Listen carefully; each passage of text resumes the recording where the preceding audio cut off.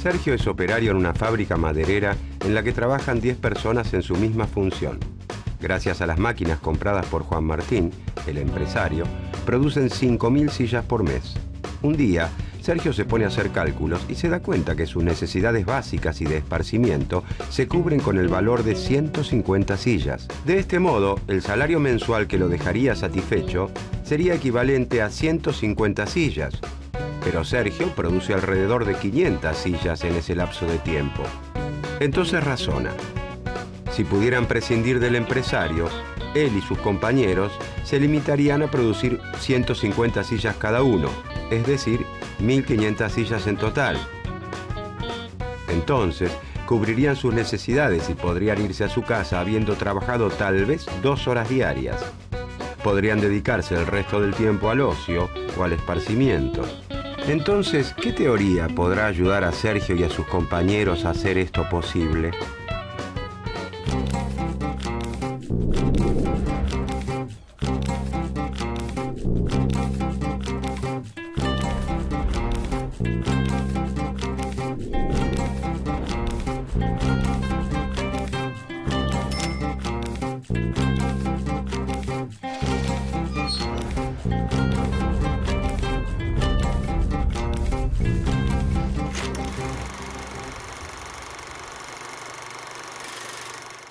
Carlos Marx es uno de los intelectuales más importantes y polémicos de la historia.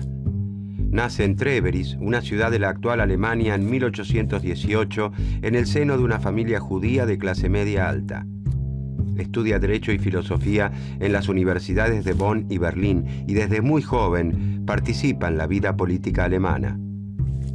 El compromiso político estará presente a lo largo de toda su obra.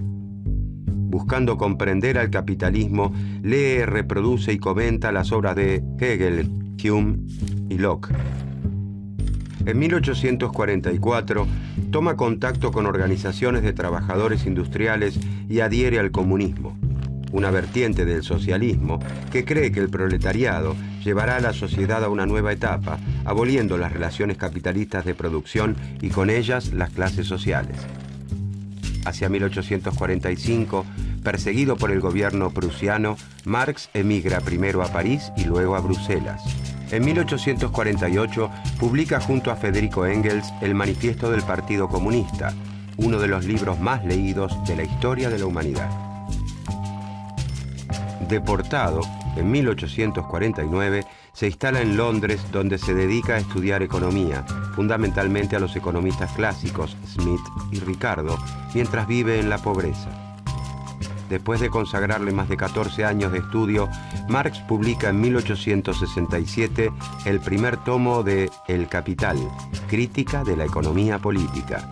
En El Capital, Marx explica el mundo de la época estudiando cómo se producen y distribuyen los bienes para satisfacer las necesidades humanas y cómo lo hicieron otras sociedades a lo largo de la historia.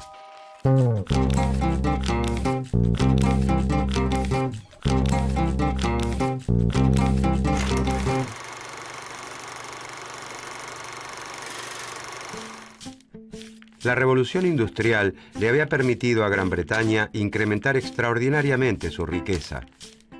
En ese camino también estaban los Estados Unidos y las principales potencias del continente europeo.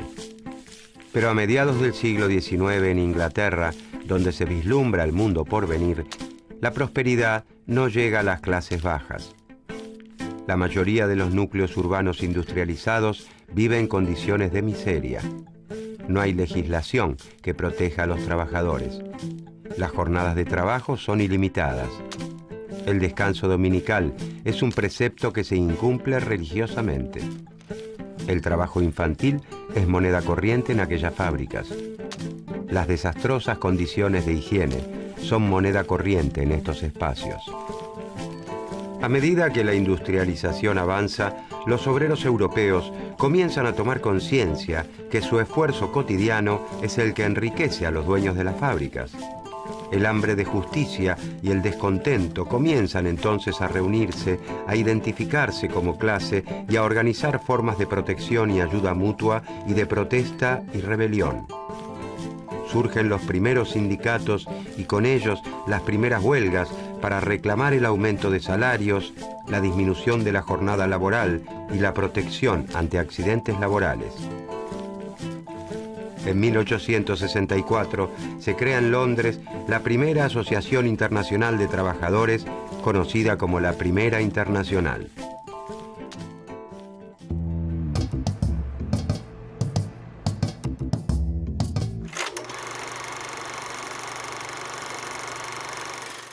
Tal como lo habían hecho Smith y Ricardo, a quienes él llama clásicos, Marx entiende al mercado como un sistema con sus propias leyes de movimiento y trata de comprenderlas.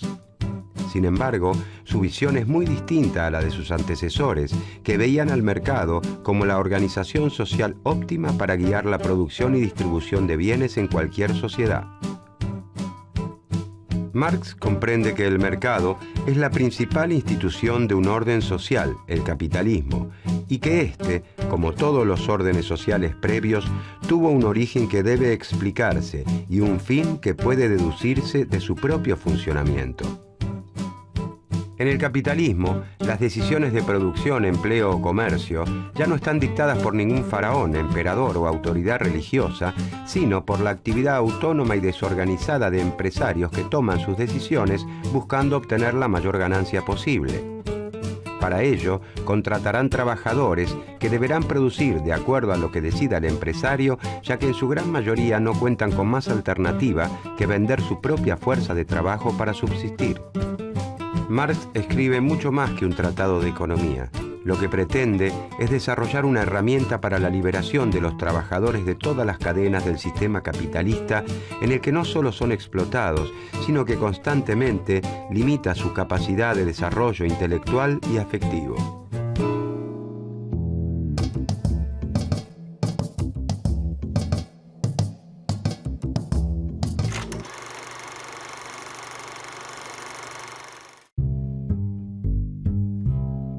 Los pensadores clásicos sostenían que el precio de los bienes dependía del trabajo que requería su producción.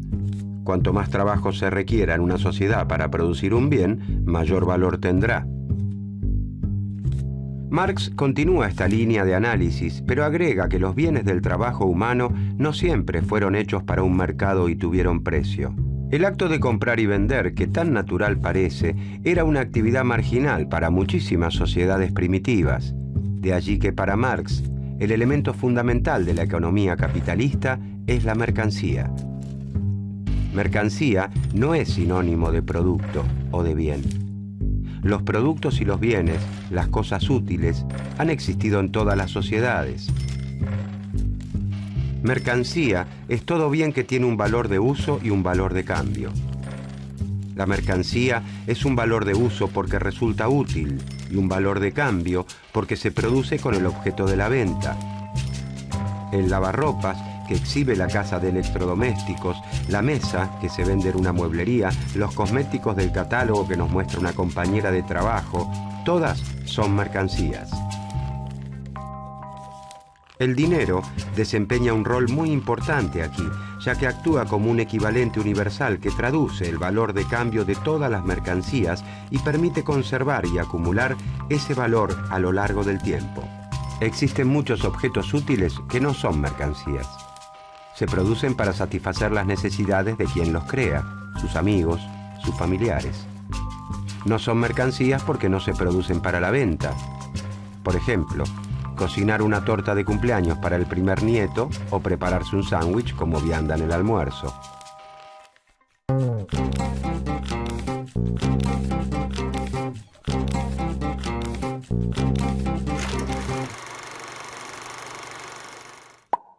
¿Por qué 2 lapiceras que cuestan 15 pesos cada una pueden cambiarse a través del dinero por una remera que cuesta 30 pesos? Si las comparamos, las mercancías son todas distintas, satisfacen necesidades diversas. Una lapicera tiene la utilidad de permitirnos escribir, una remera la de vestirnos. Para que exista el deseo de cambiarlas entre sí a través del dinero, los valores de uso deben ser distintos. No tendría sentido cambiar una remera por otra. Queremos cambiar remeras por lapiceras. Todas las mercancías se igualan en el intercambio o compra-venta. Si una lapicera cuesta 15 pesos y una remera cuesta 30 pesos, dos lapiceras son iguales en algo a una remera. ¿Por qué la remera se iguala a dos lapiceras y no a 5 o a 15? Porque tienen algo en común y de la misma magnitud. Marx afirma que existe una sustancia que las iguala aunque no la podamos ver. Y esa sustancia, según Marx, es el trabajo humano. Los trabajos para fabricar remeras o lapiceras, por más diferentes que sean en lo concreto, pueden reconocerse como trabajo en general o trabajo abstracto. El trabajo humano abstracto es el gasto de músculos, nervios y cerebro que se realiza en la actividad laboral. Cuando dos valores de uso se igualan como mercancía, dejan de lado sus cualidades materiales diversas y los trabajos concretos que le dieron origen y queda en pie una única característica. Todas las mercaderías son la materialización de cierta cantidad de trabajo humano abstracto.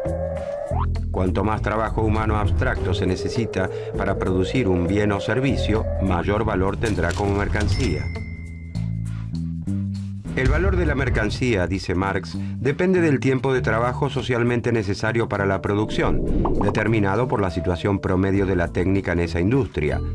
No depende del tiempo particular que se destinó a la producción de una mercancía específica, sino del promedio social.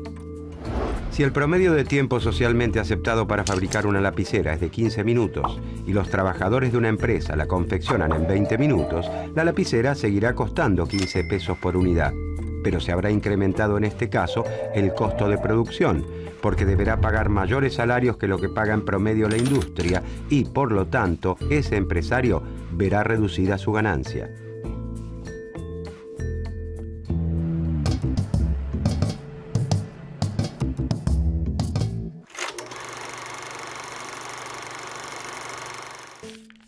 El objetivo del empresario capitalista, el motivo por el cual invierte, es conseguir una ganancia mediante la venta de los productos de su empresa, es decir, vender los bienes a un valor superior a los costos que ha requerido la producción. Marx afirma que en el sistema capitalista, la producción implica la explotación del trabajador por parte del capitalista. No importa que un patrón individual pague buenos salarios, participe de actividades de beneficencia o que sea una buena persona, padre afectuoso o amigo entrañable. En tanto capitalista, es un explotador, porque paga a sus trabajadores apenas una parte de lo que ellos producen. Para Marx, en una economía donde no existiera la división de clases entre capitalistas y trabajadores, en la que todos fueran productores independientes dueños de sus herramientas, el trabajador recibiría todo el producto de su esfuerzo. El panadero, el herrero y el zapatero cambiarían sus mercancías por dinero para inmediatamente conseguir las mercancías que necesitaran, y las mercancías que obtendrían tendrían la misma cantidad de trabajo incorporado que la suya. Así, según la teoría de Marx, si para fabricar una puerta se requiere un día de trabajo y para un par de zapatos alcanza con media jornada, el zapatero debería entregar 2 pares de sus calzados para que el carpintero le entregue la puerta. Pero en el régimen capitalista de producción, los dueños de los medios de producción, como las plantas fabriles, las maquinarias o los instrumentos de trabajo, son los capitalistas. Los trabajadores venden su fuerza de trabajo en el mercado a cambio de un salario para poder vivir y mantenerse. Siempre hay practicantes de oficios independientes, pero la tendencia indica que son reemplazados por la organización empresarial. Mucho más cuando aumentan los costos de sus herramientas de trabajo y un trabajador independiente ya no puede adquirirlas. La burguesía o clase capitalista es la dueña del capital. Capital es el dinero que se utiliza para obtener más dinero. El capital productivo es el que invierten los capitalistas en la compra de medios de producción y fuerza de trabajo para producir mercancía, obteniendo así una ganancia. La búsqueda del lucro es el motor de la sociedad capitalista. El capitalista produce porque espera obtener un plus luego de la venta.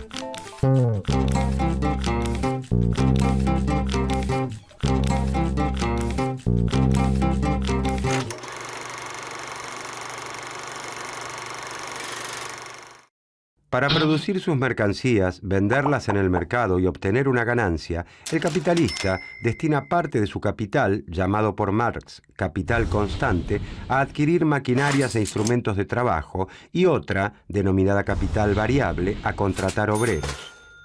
Para que el capitalista pueda contratar un obrero, el trabajador debe poder disponer libremente de su fuerza de trabajo y no poseer máquinas ni materias primas. El trabajador solo cuenta con su fuerza de trabajo para vender en el mercado y garantizar así su subsistencia. El salario que el capitalista le paga al trabajador es entonces el precio de la fuerza de trabajo. El valor de cambio de una mercancía está dado por el trabajo que a una sociedad le cuesta reproducirla. Consecuentemente, el valor de la fuerza de trabajo equivale a lo que un obrero necesita para mantener sus fuerzas y poder volver a trabajar al mes siguiente.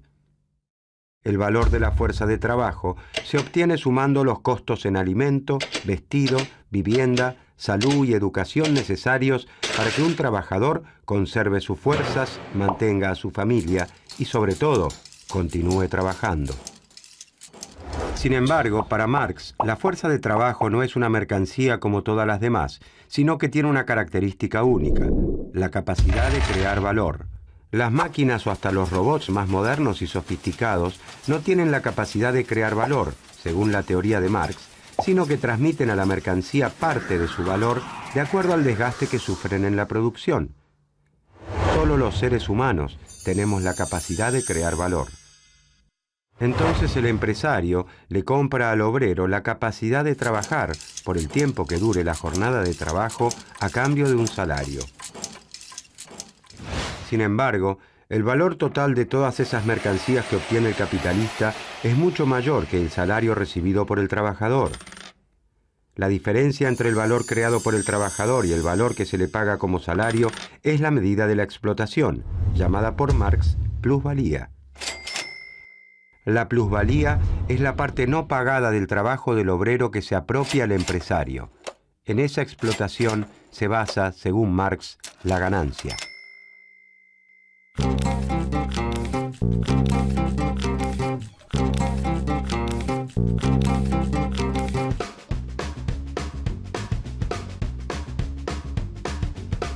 La fábrica de sillas donde trabaja Sergio junto a otros 9 operarios produce 5.000 sillas por mes.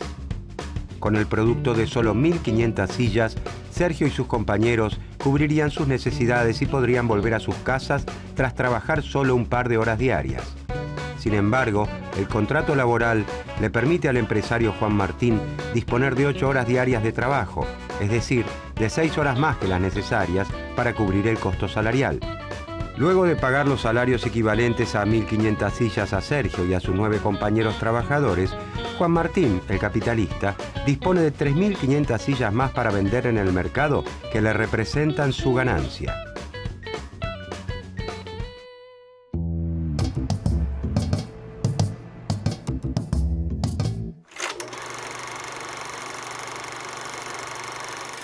El capitalista obtiene su ganancia solo cuando vende las mercancías producidas.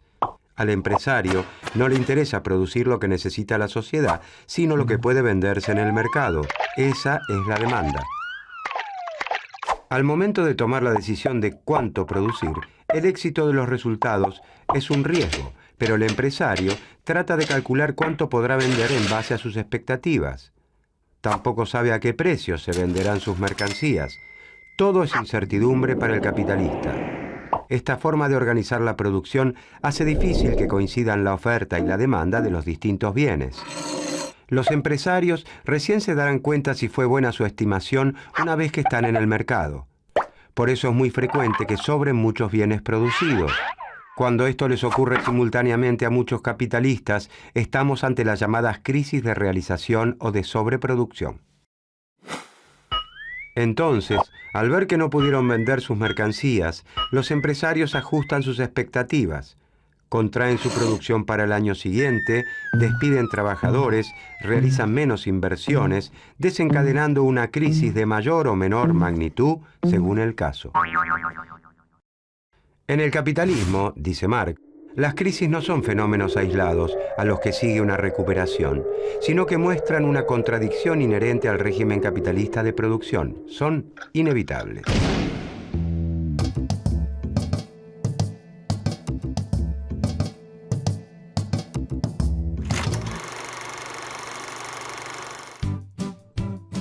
Marx es un gran analista de la sociedad capitalista. Percibe la potencia productiva del capitalismo junto con la desigualdad creciente que engendra mientras se desarrolla. Reconoce que el sistema funciona a la par del enfrentamiento de grupos antagónicos. Los conflictos y tensiones sociales adquieren un rol central en su análisis. Para Marx, la paz y la supuesta armonía social que ve el teórico Adam Smith son ficticias. Donde hay relaciones de dominación, habrá inevitablemente conflicto. En esta lucha, la clase dominante pugna por mantener su situación de dominio, mientras la dominada lucha por liberarse de la explotación. Este conflicto, para Marx, es el motor de la historia. La sociedad se transforma por la lucha de clases. De este modo, en la sociedad capitalista, los trabajadores están destinados a ser los sepultureros del capitalismo. Si bien las interpretaciones marxistas acerca de cómo ocurriría el fin del capitalismo son muchas, Marx, personalmente, se dedicó a explicar en qué elementos del sistema se hallaban las contradicciones y se negó a hacer futurología. Después de Marx, ya no puede hablarse de un orden natural en la economía como lo presentaban los clásicos. Su análisis histórico y político impregnará completamente el estudio de la economía de aquí en adelante.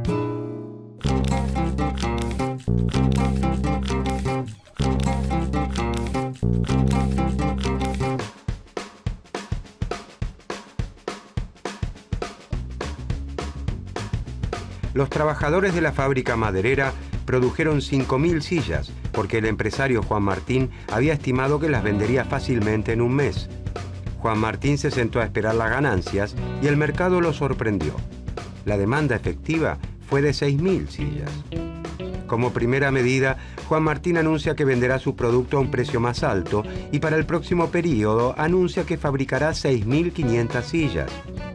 Como la situación se repite en todas las industrias del sector, todos los empresarios quieren contratar más trabajadores. Sergio y sus compañeros se organizaron y movilizaron. Ahora están en condiciones de reclamar un sueldo más alto.